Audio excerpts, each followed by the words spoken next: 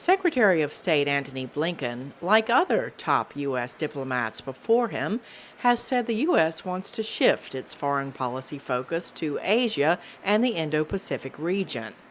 Experts say his visit to Australia and Fiji at this crisis moment sends a strong signal. Well, I mean, it says a lot that Secretary Blinken is in Melbourne, Australia, meeting with Japanese, Indian, and Australian counterparts when you have a crisis brewing in Eastern Europe.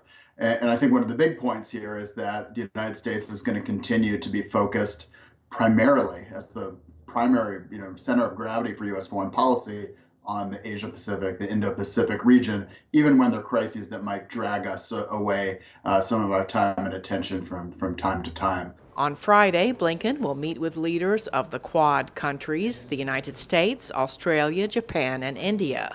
Experts say a joint initiative to fight COVID-19 tops the agenda. This is something that the four sides have been working on for quite some time, which essentially entails India producing COVID vaccines, the U.S. and Japan paying for them, and Australia helping with the logistics to ensure that they're distributed throughout Asia. And this initiative, like everything else with the Quad, is meant to counter China. It's meant to push back against China's own vaccine production, distribution, and vaccine diplomacy in the Indo-Pacific region.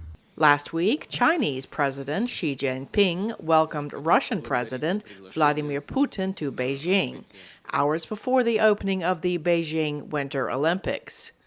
Both leaders criticized what they called negative U.S. influence, both in Europe and in the Indo-Pacific, and analysts took notice. China is probably, at this point in time, Russia's most dependable and trusted ally, in the sense that if Russia were to actually invade Ukraine, and if it were to go to war in Ukraine, it would look to China to help it out, particularly in terms of providing economic support, given all of the sanctions that would come out against Russia. On the other side of the world, Russia's massive joint military drills with Belarus are further heightening tensions.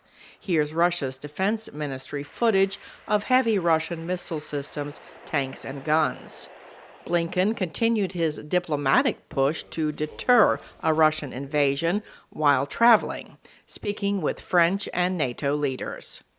Cindy Sain, VOA News.